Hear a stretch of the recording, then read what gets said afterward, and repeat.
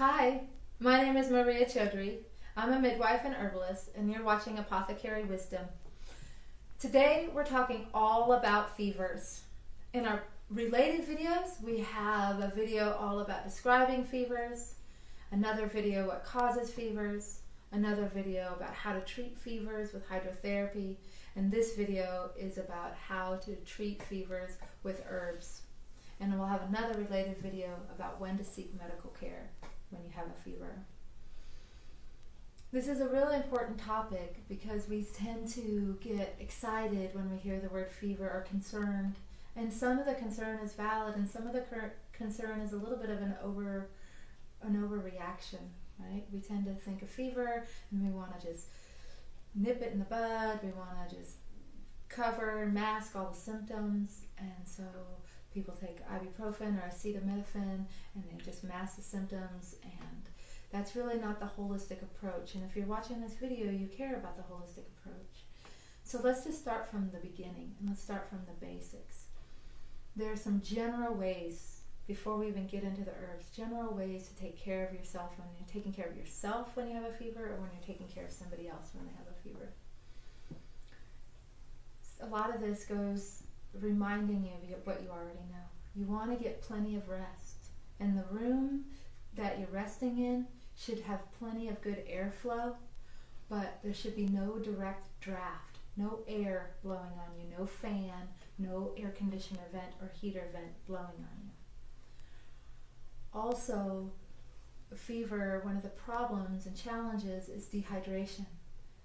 So it's essential that you're drinking lots of clean, pure water or teas like we're about to talk about, or vegetable juices and fruit juices, not high fructose corn syrup juices and red dye 40 juices. And really with your juices you can dilute them.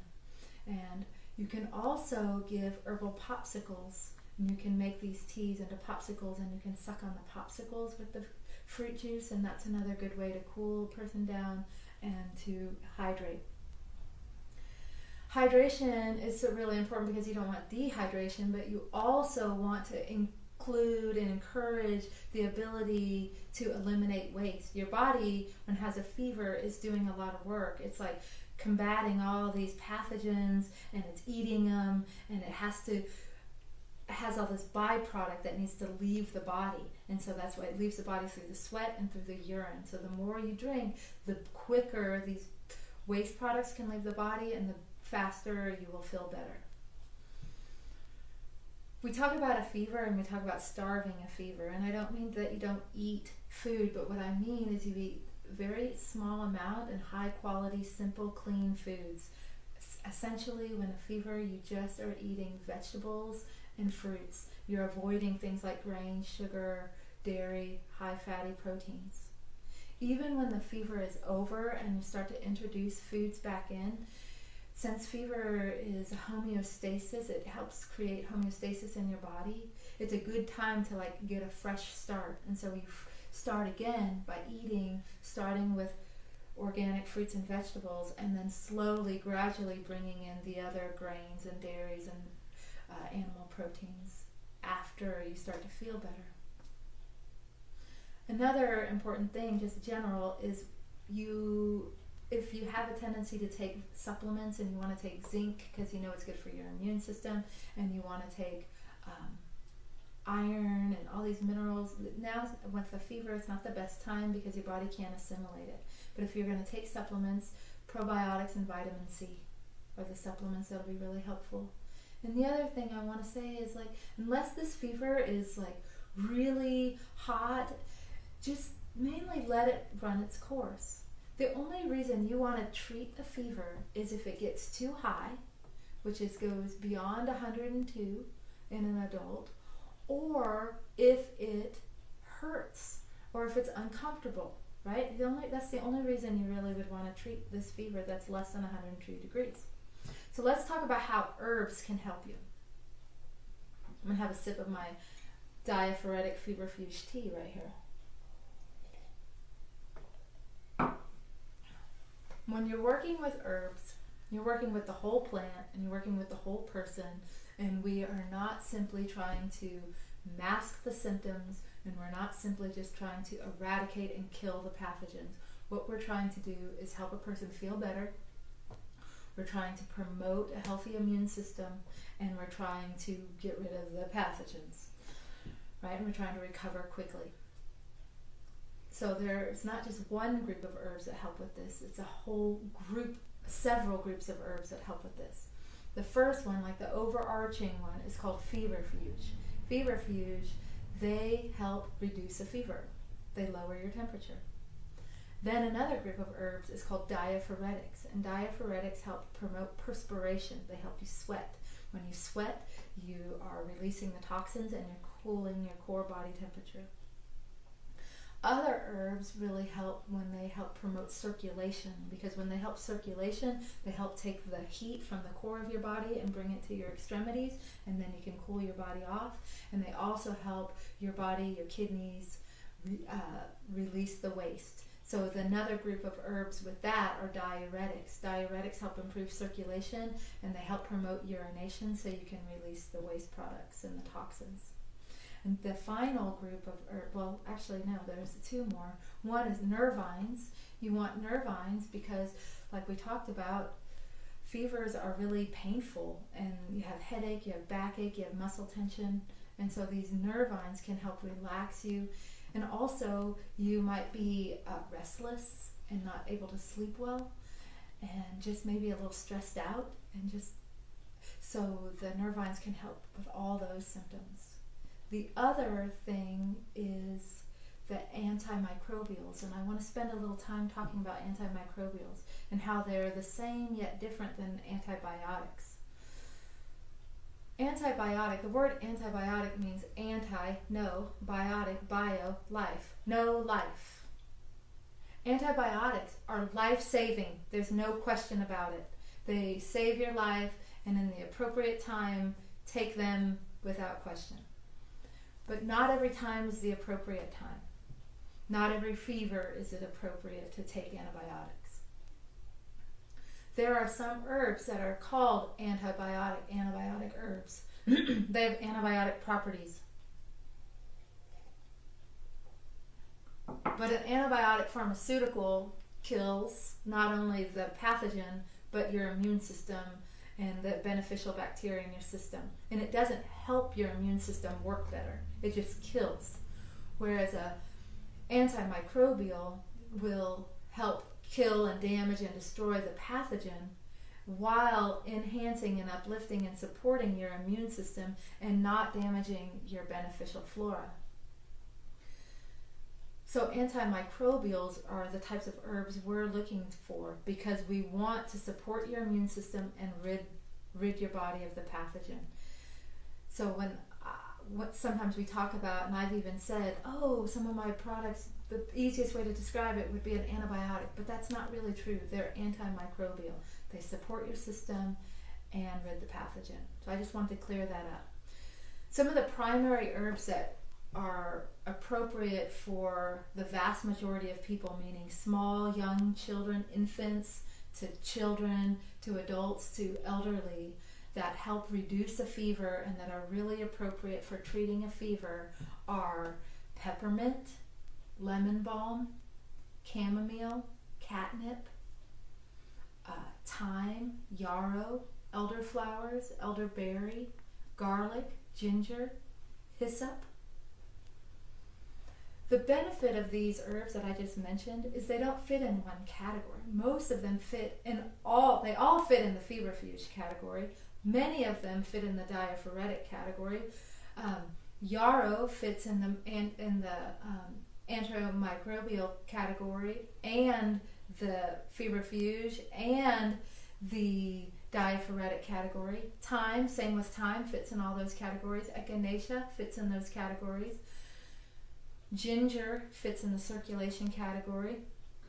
The chamomile and catnip fit in the nervine category. So they overlap, and they help your body do more than one thing rather than just mask the symptom of the fever. They actually help you feel better, and they help you recover quickly. They work in harmony with your body. Let's talk a little bit more about some of these herbs and the why they're in our products. When you're going to treat fevers with herbs, you would do it with teas, with herb baths, with tinctures, and with food. You could cook with garlic and ginger in your soup and in your food. So those are the ways you're going to get it in to the body. Let's just start with, I just made a whole video about hydrotherapy, so I encourage you to start there. We're going to start here. Cold and flu bath is blended with herbs that are febrifuges, and that means they're going to reduce the fever. Diaphoretics, they're going to help you sweat. They're also blended with herbs that are decongestant, so they help you breathe when you're congested, have lung sinus congestion, and analgesic herbs to help you relax. So a hot bath will help open up your passages, will help you reduce the temperature of the fever and help aid in the aches and pains.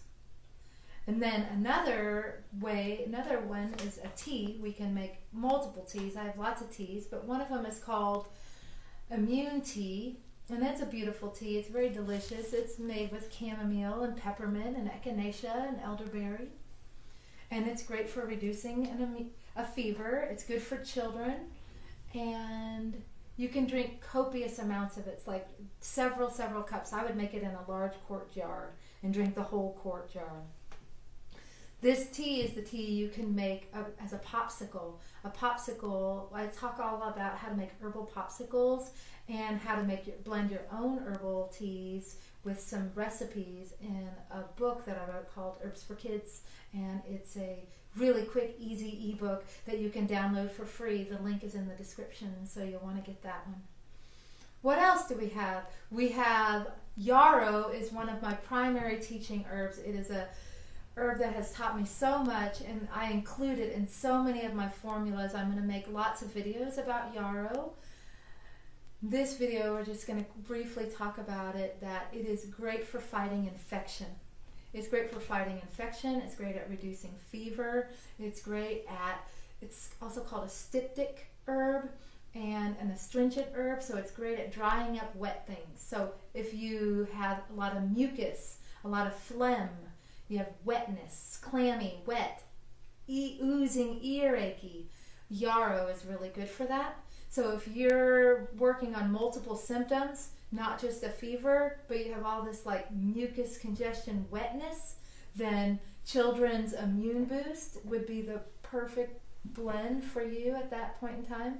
Now, because it says Children's Immune Boost, I just want to say an adult would just take more. So a child takes 1 drop per 5 pounds, and an adult takes a dropper. I do want to say one thing though. Yarrow is not intended for pregnancy, and the vast majority of Births on Botanicals products are safe for pregnancy, but this one is not safe for pregnancy, so I want to call that out. What else do we have? So we mentioned thyme. Thyme is an anti-microbial, febrifuge, diuretic, and a diaphoretic. Thyme, we include that in our children's healing herb bath, and we include it in our respiratory support and our elderberry complex.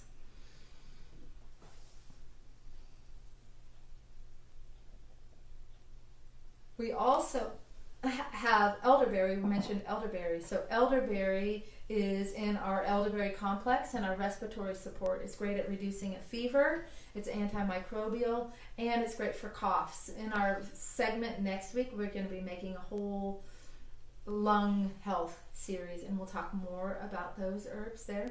And then another thing that kind of came to me spontaneously as I was making this, some of you might know me as my work as a midwife and our products for breastfeeding moms. That's what we're best known for. And some of the herbs on the list for reducing a fever are chamomile and catnip, right? And then I also talked about nervines as being really relaxing for all the pain. And so some of the fevers that a breastfeeding mom could have, especially if you're breastfeeding, you're looking for something that can help you and you don't want to take a lot of medicines, well, you might already have nursing nectar.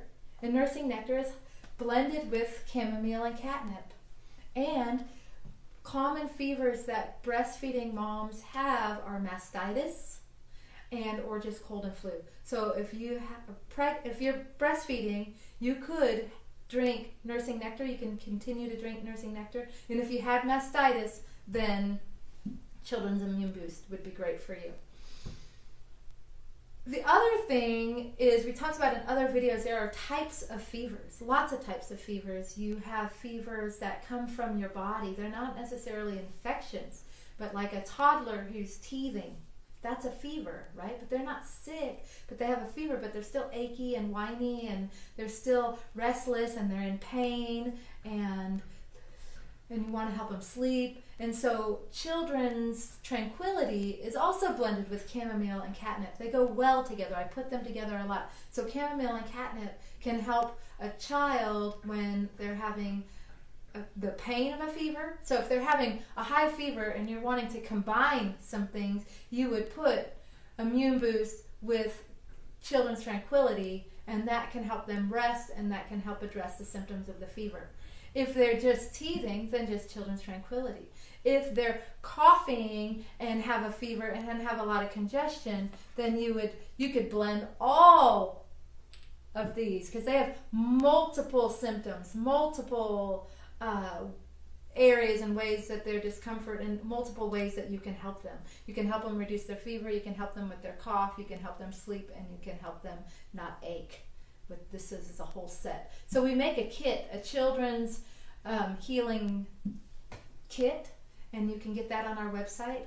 And then when you order that, you can also get the course, and it teaches you how to use each one of these products with more detail. I do want to say one thing about an herb that I don't want you to take when you have a fever, and that's Astragalus. Astragalus is a wonderful, wonderful immune-enhancing, immune-supporting herb. The problem with Astragalus during a fever is it helps your immune system work so well that it exacerbates the symptoms. It makes the fever hotter, but not in a good way. It makes the symptoms worse. They feel worse. So please, if you are going to think about our products, I want you to avoid Astragalus root, and don't take that when you have a fever. The other thing about a fever, and this isn't with herbs, it's not related to herbs, but I haven't mentioned it in my other videos, so I want to do it now, is you don't want to give children aspirin when they have a fever. It leads to this Reyes syndrome, and I can't tell you that much about it, but every single book says do not do it. So I'm going to echo the choir and remind you, do not give them baby aspirin or any aspirin.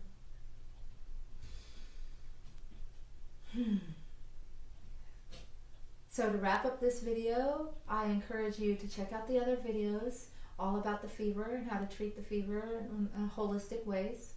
The next video is going to be about time frames and safety guidelines and when to seek medical care. Download the ebook and the free course. And if you're watching this video anywhere other than our website, go there, birthsongbotanicals.com. You'll find all these products, our blogs, tons of articles, podcasts, and all this great stuff. So, as always, my friends, drink deep and walk in beauty.